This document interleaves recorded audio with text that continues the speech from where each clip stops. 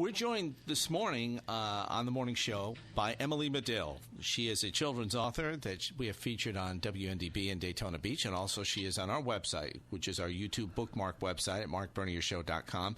As we close out this year and we go to 2015, we thought it would be fun, Phil, to have Emily on with us for a few minutes as she joins us from her home. Believe in Yourself, Inspirational Stories for Adults, Confidence-Building Books for Kids, and she joins us now live this morning on WBSM. Good morning, Miss Emily. Good morning, Mark. Good morning, Phil. Thanks for having me. Good morning. Come over here. We give radio hugs, so come over here. There you go. See, I told you, this guy, if he ever gets out of his shell, he's really going to be something. Emily, setting goals for 2015, how does one go about it without creating a problem for themselves later on because they've set the bar too high? Well, Mark, I think it's important to start out with a clear vision. At our house, we do vision boards, so I basically just write down different goals in different areas and then start from there with that bigger picture. Yeah, I went to EmilyMadill.com and I read your most recent blog, and I was looking at that. With kids, start them early. How old do you think they should be if you're going to have them setting goals? Well, I think that's a personal choice. At our house, we start it with our boys. They're 4 and 7, and they seem to hop right on board with that. I mean, it's age appropriate, and I think you could never be too young to have a goal and feel good about accomplishing things.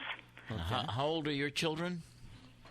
4 and 7. Oh, I love it. Yeah. I love it. We have 7 grandchildren, Emily. Oh, fun. So the 2 of them are in the back seat fighting over a toy, right? And the toy flies in the air, and the one turns to the other and says, "That's it. You are not coming to my wedding." So we need some... Usually to our birthday at our house. You're not invited to my birthday anymore. In context, that makes much more sense. It's international. So all right. So you work out the boards and you set the goals. And do you have a conference? Is it both you and your husband? That we kind of make it fun. We make it a family affair and sit down for the afternoon. Maybe order pizza and hang out and get out the felt pens and pencil crayons. And my husband and I will talk about it later because our goals are, more related to career and that kind of a thing.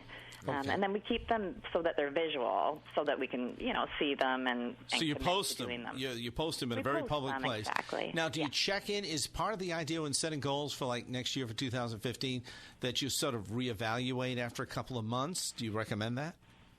Yeah, I think it's a great thing to do. I mean, I'm so used to having daily lists where I just do small, manageable steps. I think that's the key, to not go out of the gate expecting all these great changes right away. I mean, it's, it can kind of be overwhelming, and that's usually when people give up. So interesting. Important to create a clear vision is what you write. Yeah. So, in other words, don't make them so that you can't understand them. Don't make them too overwhelming.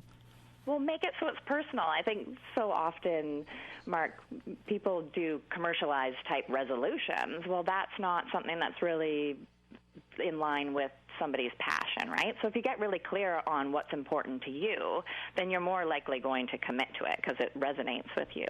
Okay. Now, for our adult listeners, we're wondering, do you recommend only a few goals? In other words, 2 or 3? What works best for you? I realize a lot of personal choices involved, Emily, but what do you suggest? Pick 2 or 3 things as goals? I mean, you could.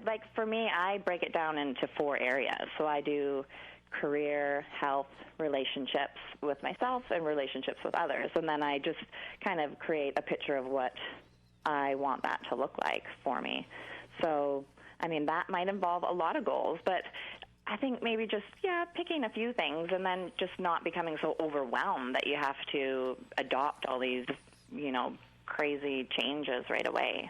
What about, is there a reward component to this? In other words, if you set a goal... I think it's important to celebrate and to, let people know what you're doing, to have that support in place and to celebrate your small accomplishments along the way. Whatever your goal is. Yes, I like that. Yeah. We're very harsh on ourselves many times, so we need to give ourselves a hug once in a while, Emily, right? I think that's important. I do too. Give yourself a hug. Yes, I mean it. We are very, very critical about lots of things we do, and I'm not sure why, but I am sure of this. The less we do it, the better off we are. I agree. Hey, Emily, do you mind telling us of the goals that you had set for this year? What's the percentage of success, out of curiosity? Out of mine? Yeah. They are, I'd say, probably about an 80%, but I don't necessarily put, a finish line on it either. I think, it's kind of about celebrating where you're at, and I'm in process. So it's, I think if it's it has to look like this by this point, that's kind of a lot of pressure. But if I'm making those steps towards those things and making progress and I haven't completely given up on something, I think, to me, that is a win. All right. Well, for WBSM listeners who may not have been here earlier, I set a personal goal of trying to lose 50 pounds over the next year. That may be overly aggressive. It's going to have to encompass exercise as well as diet.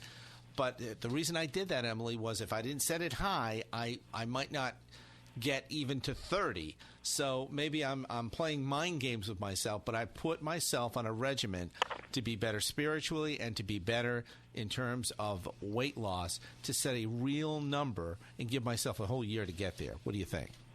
I think that's awesome, Mark. I think, setting the dreams and making the goals big it's better than setting them low, Yeah. Go after that big dream and big achievement, and then, the biggest thing will just be putting those steps into play where you're taking the smaller steps along the way to make that happen. Mm-hmm. So I think that's awesome. Before you go, wanted to touch base on one other issue for listeners here. The series of books that you've written, and people can learn more by going to EmilyMadill.com. The purpose of these books is to showcase successes, is it not, with children?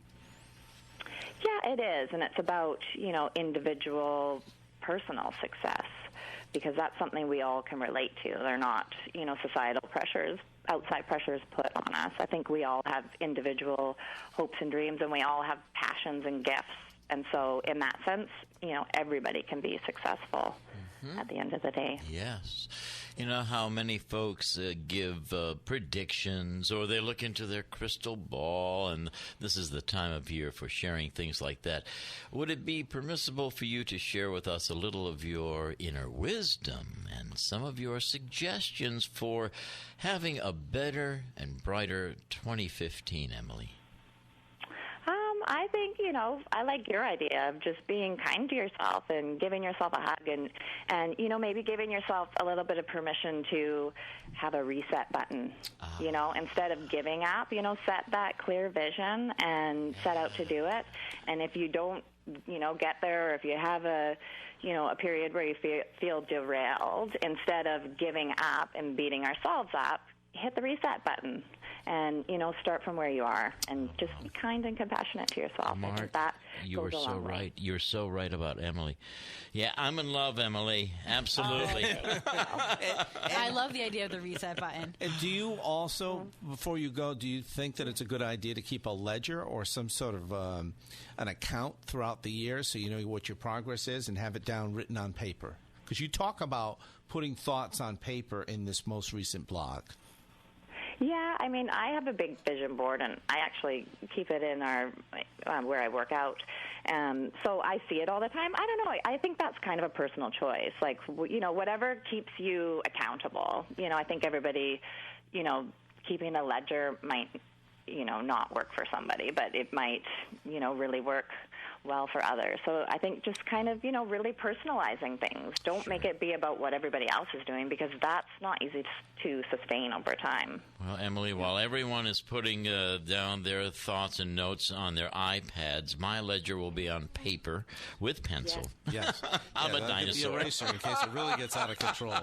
You can find Emily's work at EmilyMadill.com, and you'll see all of the great books that she's written. Plus, if you go to our website, MarcBernierShow.com, click the YouTube page, you can see the interview that we did with Emily about her books about, and which also have her son's names in them as well. EmilyMadill, our guest today on WBSM. Hey, thank you so much, Emily. Yes. Thank you both for having me. Happy New Year's. Happy New Year. All the best blessings. I mean that. Yes.